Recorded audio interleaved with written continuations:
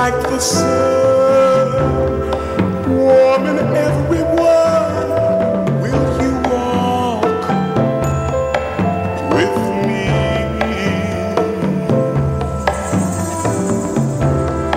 Rain and winter snow. Hey, good evening. This is Blaze from Unified Fathers for Life.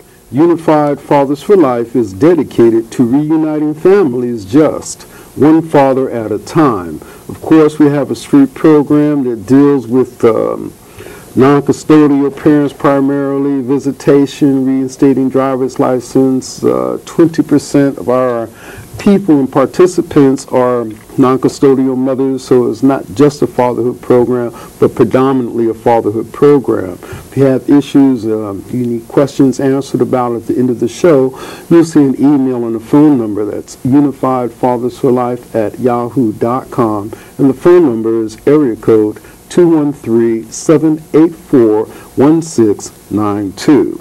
Now, we've got that out the way because I'm certain you're going to find some things tonight that you'll want to contact me so that I can put you in touch with these two magnificent gentlemen. First of all, we have Mr. O.G. Man. How you doing, sir? The one and only author, playwright, writer, puppeteer. We have to talk a little bit about the puppeteer. Yeah, getting into that. The author of Peace in Hood. Some of you might have caught the other show. We showed a little bit of Peace in Hood, why can't Bloods and Crips get along, that type of thing, finding the peace, finding the similarities growing up. And today, and also, pardon me, also we have General Jeff. Now, General Jeff, we're right here in Baldwin Hills Plaza. We want to thank our technicians for doing a magnificent job here today in Time Warner. And we're right down the way from Southern, what's the full name of Crenshaw? What is it? It's in South Central Los Angeles, but it's Crenshaw High. It says Southern Los Angeles Crenshaw High School. I wonder if that's the real name. I never heard that long piece. But General Jeff was also OG. Tell us a little bit about who you were and what you used to do before we get into Streetball. We can give you your props. Wow. Okay. Let's see. One of the West Coast hip hop pioneers. Started off as a DJ affiliated with Uncle Jam's Army. That led to DJing affiliated with K-Day. At that time it was 1580 on AM stations. 1580. That's taking it back. So that show you how far back in the game I go. So you know what I mean. And it's like Snoop and Cube and a whole lot of those. That generation was like under my generation. So. I'm first level generation. Groups like Bobby Jim and the Critters, Rodney O. Joe Cooley.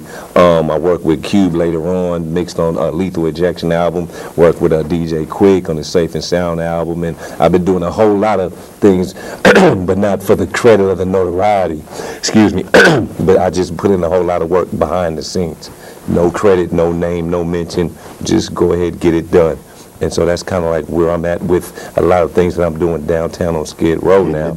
It's just getting things done. You know what I mean? Just from various projects, all different walks of life, different people. It doesn't matter. Just whatever. If it needs to be done, it should be done. If nobody else is doing it, I'll get it done. Now, this is the type of mentality and the type of effort, and not just by General Jeff here, but by many people participating in the phenomenon that's taking part that you began downtown in what? Skid Row. Skid Row. They want to call it Central City, East, and all that. Skid Row, and any city you go to is Skid Row. That's all there is to it. Down in the bottoms. That's right. And so these gentlemen got together. I begin. You were an initiator also. Got together and began a league. A Streetball League, a Skid Row 3-on-3 Streetball League. That's right. is the beginning of a new phenomenon which is really branched out, and we're going to discuss some of that today. So I guess OG Man will have to give us very quickly, just bring them up to speed on the evolution of 3-on-3 Skid Row Streetball. It's a fantastic thing. We every year OGs and Services hold a annual Father's Day celebration, and I get to close the street. Oh, you get to close the street. and it was a young gentleman came up with the idea of having a 3-on-3 tournament, And we took a chance on this here. We just said, well, okay, let's divert some funds and go over here and try to play some basketball and fit that group that came in between the 20s and the 30s, you know, OGs and services 40 and over. And so, but the phenomenon was that once we started to do just what we thought was going to be a simple tournament, turned out to be more than just a game because of the things that's going on in Skid Row. You know, they're trying to clean up the streets and they're trying to get rid of people and people going to jail and tearing down the tents. So this particular tournament became like a magnet. Everybody, you know, drug dealers started coming and gang members started coming and people in recovery started coming. The people that was homeless wanted to get up and play ball. And so we had to have some guidelines. We couldn't have no drugs in the park. Well, they said the park wasn't safe for children, but some of the players had their children coming. So all of these different issues started coming out just through trying to implement a simple tournament.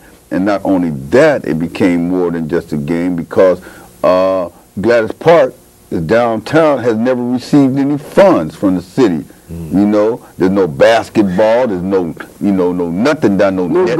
The nets was all falling apart, the rims was old, we didn't have no whistles, we didn't have nothing. So now we got to start lobbying and dealing with the city just to hold a tournament, a simple tournament, where you need, no referees, so calling the city, we had issues there, and men that were coming from all walks of life, that wasn't used to organized sports, used to just calling fouls where they want to or no fouls, now we got guidelines, so it was becoming more than just a game. So now we're dealing with the fact that a lot of times when you play basketball, you're mad at your wife or whatever, you go out and play some ball. Release your frustration. And release your frustration. Now, you got to, this is not where you come out to release your frustration. This is where you come out to a fellowship with somebody. Somebody else done lost a job. Somebody else done lost a woman. Somebody else done had death in their family. Somebody else done went to jail. So now you're able to, this particular league became a vehicle where people could talk and share stuff and work things out. It could be done. So also let's address, like you said, a lot of young drug dealers would come, and what was the position that you took with them that they had to embrace? Well, the leagues, we started laying out guidelines, like we mentor. For real. We were laying out guidelines. We mentoring. This park is trying to be safe, okay? And also the kids are going to be watching you. So I'm going to have a drug dealer come in here selling drugs. Okay, now you got to make the choice. I'm not telling you not to sell no drugs. I'm saying you got to make a choice. You can't come into the park. So by me knowing some of the people, us knowing some of the people, now we can hold a rational conversation without hostility coming in. We was able to confront the drug dealers on a whole different level that the police department and service providers was. Don't you want the park safe for kids? So they had to take a different attitude. And also we can't have you run up in the park selling drugs, because the police gonna follow you up in there, and they're gonna think that we harboring drug dealers. So we was able to talk to the drug dealers on a different level, where they said, well, they start thinking too. Let us start reacting differently. Let's move our operation somewhere else. Okay, that's out of respect. So the league became more than just a game. Became part of community development. Now I know in the beginning it came under a lot of resistance from the general police department. What is the position they take now after this first year? Well, the new position. What are they talking about where you're involved? Well, the police was quite aware of some of the different individuals was there. Okay, but they seen the attitudes start changing. They seen new attitude. Yeah, they seen new attitude. They seen. Like I said, one of our presidents, he got an award from the city attorney for Prop 36, okay? And they seen that effort coming. They even ran up in this room. I don't know if they was checking on him, but when they found out, when they ran up in there, they found out, this is one of the guys of the league. And they said, we seen you out there playing, okay? And like I say, that led to the city attorney, giving him an award, okay? And now that we hold events on there, we do our own security. The police don't even come inside the park to secure stuff because they have confidence in us in our relationship with the men and what's going on, that the men don't come up in the drugs. We let people know at the beginning of all the game, don't even come up here with no drugs. There you go. We announce that at our beginning of our game and doing that. If we see you doing something, we don't have to worry about the police. We better worry about us, because we're going to come and talk to you. Now let's talk about some of the new attitude. Let me just ask General Jeff a little bit about the new attitude. For instance, about being winners, losers, things like that. Let's give them a little bit about those philosophies and those goals that you guys are setting for them, and that they're working to reach.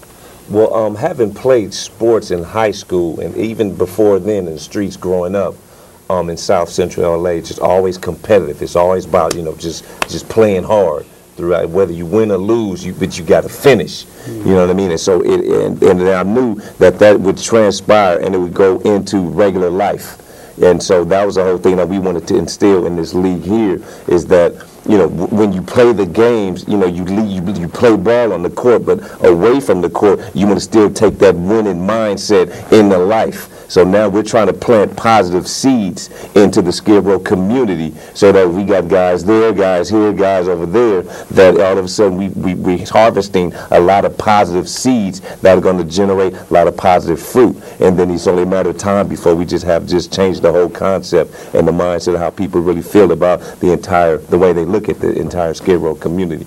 But the whole thing is, it starts with, you know, the first seed. You know, you dig that hole, plant that seed, and you nurture that seed, and then until it grows. And so that's what we do. You know, we put down a policy and guidelines where we nurture the men. We don't just, you know, roll the ball out there and say, you know, go for the win. You know, it's about, you know, how your discipline on the court. You know, don't argue with the refs. You know, maybe it may have been a bad call. Maybe you missed a shot. Maybe your teammate took a bad shot. And, you know, you have to be disciplined. Respect your teammate. Respect the whole everything of what we're doing, because this is bigger than life. This is just the start. But eventually we're going to get it to where, just like the Harlem Globetrotters have to start somewhere. They started off on the streets of Harlem. We're starting off on the streets of Skid Row. Eventually, this could be the same type of vehicle that we can get to a global position, to where we can have all walks of life come watch us on Skid Row. Once our streets are clean, the environment is controlled and safe, there are going to be people from all over the world wanting to come see what we're doing down there and want to see this change. Thank you. Also, OG man, you were speaking earlier where there's like maybe over 100 people that's part of the league, but only a certain amount actually finish, and only they will be rewarded. Fully rewarded. Fully rewarded. Let's talk about that. Because, in other words, you guys have rules. At times you've had to suspend people. They got to stay away for a while, get their act together. In other words, you guys have rules like any other league.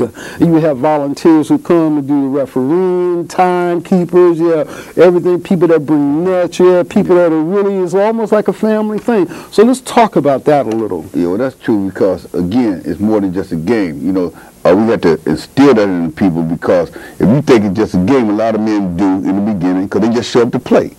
But they don't think about the fact that uniforms had to be washed.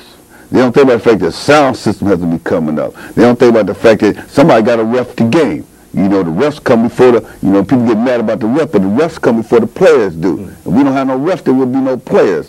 Okay, so, and then the fact that the women and children are coming up, the fans are coming up. The fans are just as important as the players. You know, there's a lot of people playing, but it's a different thing to play in front of fans.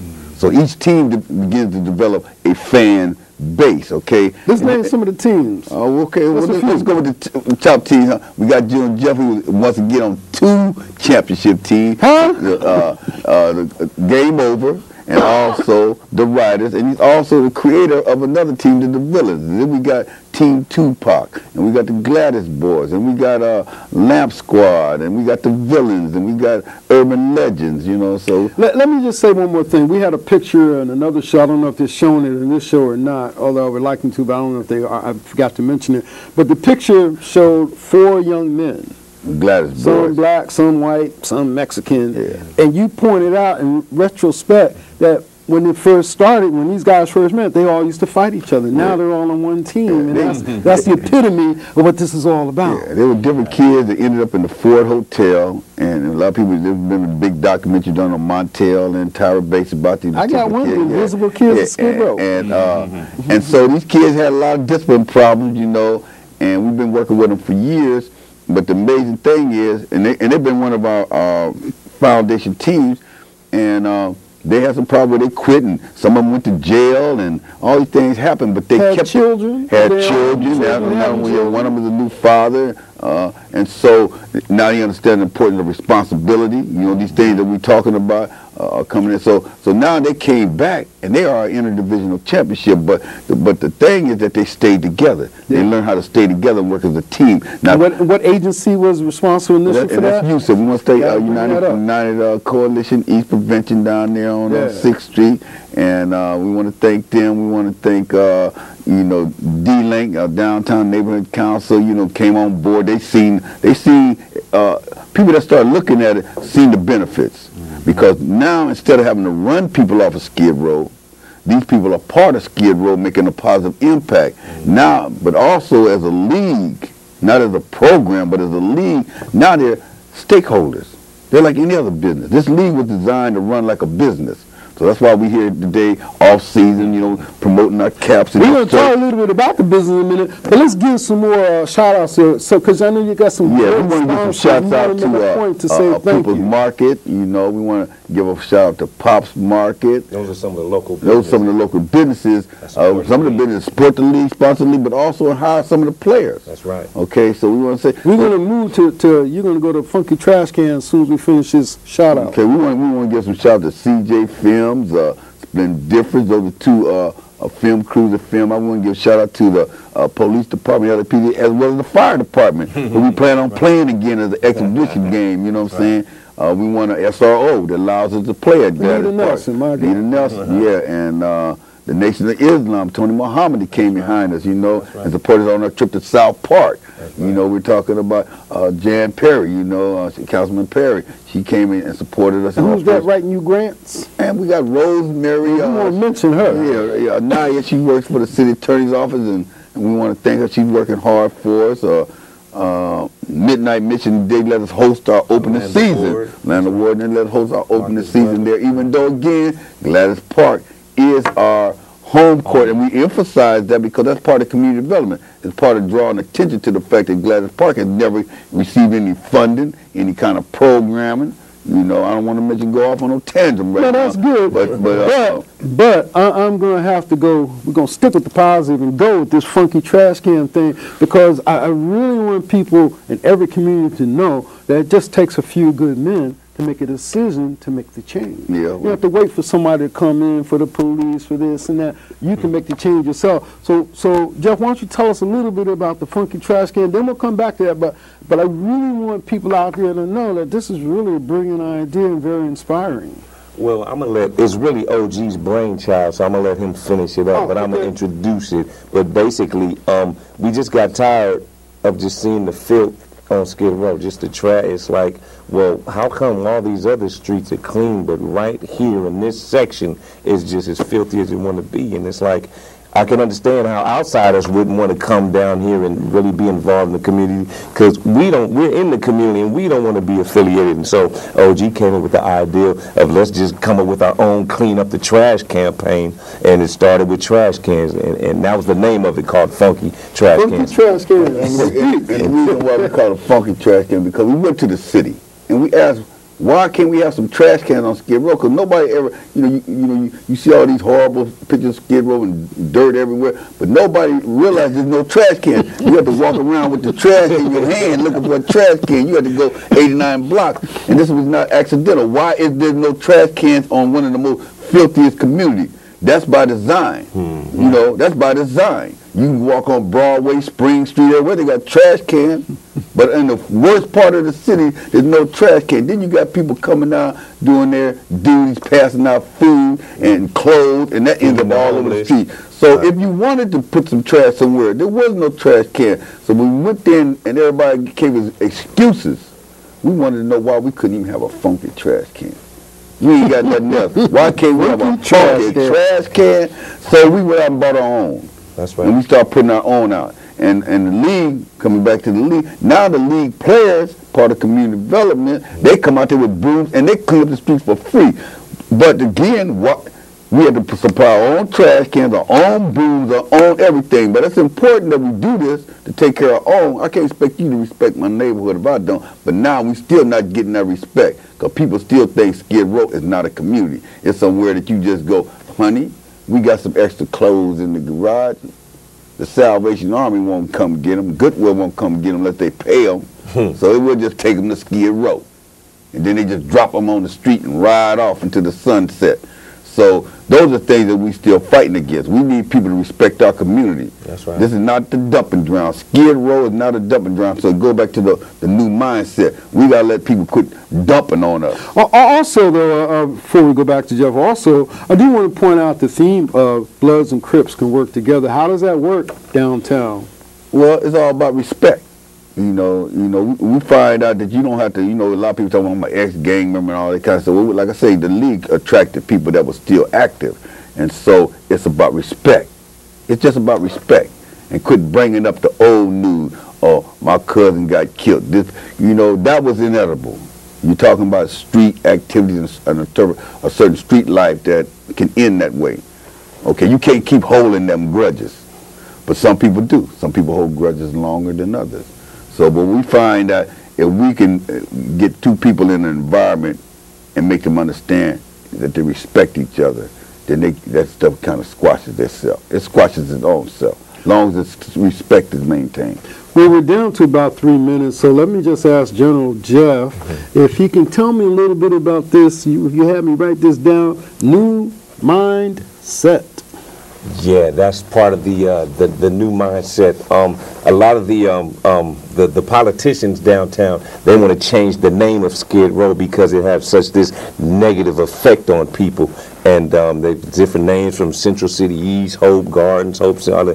No. Well, what we're saying is Skid Row is our name. We're going to keep it that way. It's just like when they changed South Central LA to South LA. It's still South Central where I come from. So it's the same thing. Claim your name. Don't change the name. Change the mindset. You know what I mean? So we're changing the mindset, and it starts with this basketball league, with the whole community outreach, the community activism, and we trying to set a tone for our other peoples in the community to come up and be positive, think positive thoughts, and say get off their backs, and say, well, hey, maybe I can do something positive. What can I do? It's like, oh, that's a good idea. Let me join in. And so now it's starting to spread like a forest fire, the whole mindset. So we put it out in all media, all different forms of media, that there's the new Skid Row mentality. We're not going to change that name. We're going to keep that same name. Because like OG said, Skid Row is really a positive name. Tell them the history on that. Well, everybody know the history that we try to do. We're down to 1 minute. We're down to 1 minute. It's a long story, but it comes from hard-working people. Hard-working people. The term street ball, we're closing. What does it mean? Why you call it street ball?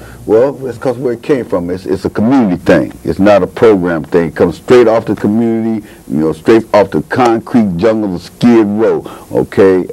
And that's why we call it street ball. Oh, and also thank the churches. We got to thank the church. Church of Nazarene, and we want to thank Ron, Pastor Ron, or Set Free Ministry, and Pastor Ha, and Nation Islam, Tony Muhammad. Because it's religion is involved too behind this. It's not just us. Oh yeah, it's greater than us. Absolutely, yes. Beautiful manifestation. This is Blaze from Unified Fathers for Life. Once again, we've been discussing Skid Row 3-on-3 Streetball Leagues, a new phenomenon taking place, and I've been speaking with two of the founders, OG Man and General Jeff, and I really appreciate both of your coming.